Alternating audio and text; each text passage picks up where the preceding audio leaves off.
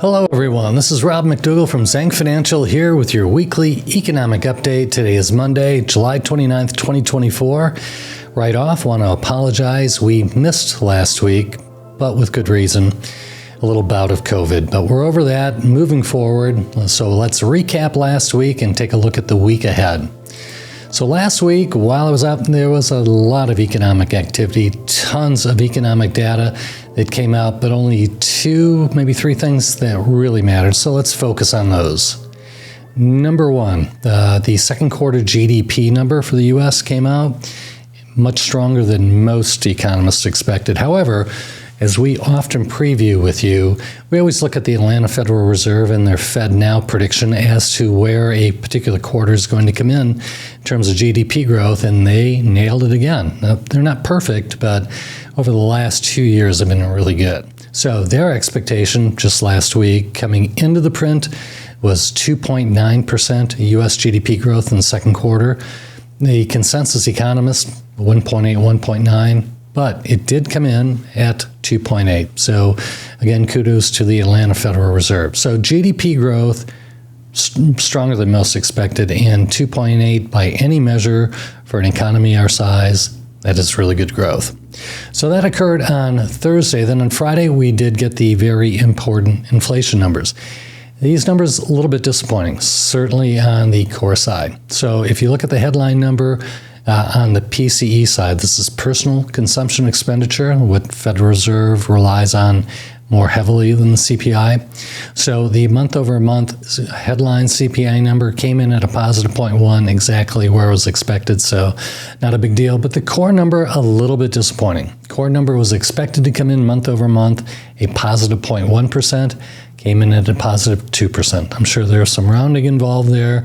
Nonetheless, certainly missed the number. So the trailing 12-month PCE number, based on the July PCE number, 2.6%. And recall, the Federal Reserve, again, for policy setting, expectations, measurement, and budget planning, or for planning purposes, they want to see a 2.0 inflation measure on PCE. It's running at 2.6. That's important because this next week, as we'll preview, the Federal Reserve will have a meeting starting tomorrow, and they'll be announcing their rate decision on Wednesday. So last week, just based on that economic activity that we saw, I would have expected inflation expectations to go up.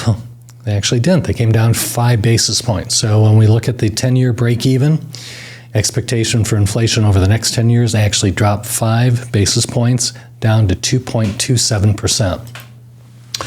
Also last week, in addition to the economic activity and the inflation number that I just gave you, is we had a number of companies reporting in the S&P 500. So let's just do a little recap there. So at this point, we're reviewing the second quarter earning numbers for S&P 500 companies, and we are off to a very good start at this point. So through Friday, 41% of the S&P 500 components had announced earnings, and 78% of them had beat earnings. So that sounds really great, and it is really good. That's better than the 5-year average, better than the 10-year average. However, the amount that they're beating by is not nearly as impressive as some of the previous beats. So when we take a look at that, the average beat for that 78% of the companies that have beat during this last quarter, second quarter, the average is 4.4%. The historic average, the 10-year average, is 6.8%. So yes, companies are beating, but not by as much as we're sort of used to. So with all that, the expectation still in terms of S&P earnings growth for this quarter, nice. It's inched up a little bit further. So as of the end of the day Friday, we're on track for a positive 9.8% EPS growth year over year for the S&P 500. Just 1 week ago, that expectation was 9.6%, so it went up 20 bips. And coming into the quarter, the expectation was 8.9%. And again, we're at a run rate of 9.8%. So that's all good. In terms of returns last week, weak equity market here in the U.S., but positive fixed income returns. So what's notable in the U.S. equity returns, the S&P 500 was down a little bit, gave up a little bit of a huge gain year to date. but it was down 82 basis points. So year to date, it's up about 15.4%. That's great. However, the thing that turned around last week, and we've mentioned this a few times over the last 2 months, is we are starting to see some rotation. If you watched any network news, business news, you've definitely heard about the Magnificent Seven. 7 companies in the S&P 500 that represent 36% of the total market cap and really have been driving earnings growth. Well, those companies have definitely been leading in terms of stock return on a year-to-date basis, and through June, they represented the bulk of returns in the S&P 500. It's starting to broaden out, and those stocks are starting to sputter a little bit. So last week, again, S&P 500, we'll call it down 80 basis points. However, the equal-weighted S&P index was actually up 80 basis points. So we think that's a healthy thing for the market in total. So last week, when we look at the U.S., again, with the S&P down 80 basis points, when the demarcation or the breakdown between growth and value, very favorable to us. Growth was down 44 basis points, value actually up 1.6%. And the big winner last week, and this happened I think 2 weeks ago as well, small cap.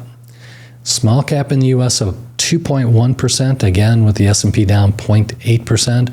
So small cap beat growth, which was down, or small cap beat large cap, which was down 1.12%. So on a year-to-date basis, small cap still trailing large cap, but in the last 4 weeks, it's made up a lot of ground. So internationally, what happened? Developed markets absolutely in line with the S&P 500, down 0.9%. Emerging markets were down a little bit more, down 1.6%, driven in part by China, about 25% of that index. China down 2.3%. China, which had a nice rally after some changes the government made there to the equity markets in April, it's given back most of that. So now it's actually the China index, equity index, down slightly for the year, down 50 basis points on a year-to-date basis. U.S. fixed income up strongly last week for the 2-year. The rally, you had a 14 basis point decrease in yield. On the 10-year, you had a 4 basis point decrease. So the U.S. Bloomberg U.S. Aggregate Bond Index up 27 basis points last week, and now for the year, up 0.76%. That's it for the last week recap, so let's look forward. Now, I already prefaced the fact that the big item this week will be the Federal Reserve meeting. Starts tomorrow. They'll announce a rate decision on Wednesday.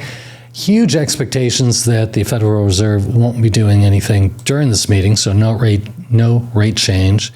Fed funds future market is priced in a 95% probability that there will be no change. However, expectations will remain really high that we're going to get one cut, the first cut in September. So that probability is down to about 88%. Just a week ago it was actually 94%. So with the GDP number that was strong, PCE number not quite as good as expected, the expectations came down slightly, but still 88% probability Federal Reserve takes one cut in September. And then when we look at the end of the year in terms of the chance of at least 3 cuts by the end of the year, expectation is 66% chance that we'll end up with 3 rate cuts by the end of the year.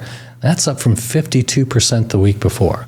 So in the short term, investors not expecting any change, but definitely expecting a September cut and pretty much pricing in 3 rate cuts between now and the end of the year. Also this week, and this one's a key factor, one of the big ones on a monthly basis, we've talked about the U.S. labor markets, the fact that they were so incredibly tight coming out of COVID. They've definitely been loosening. We've seen plenty of evidence to that theory.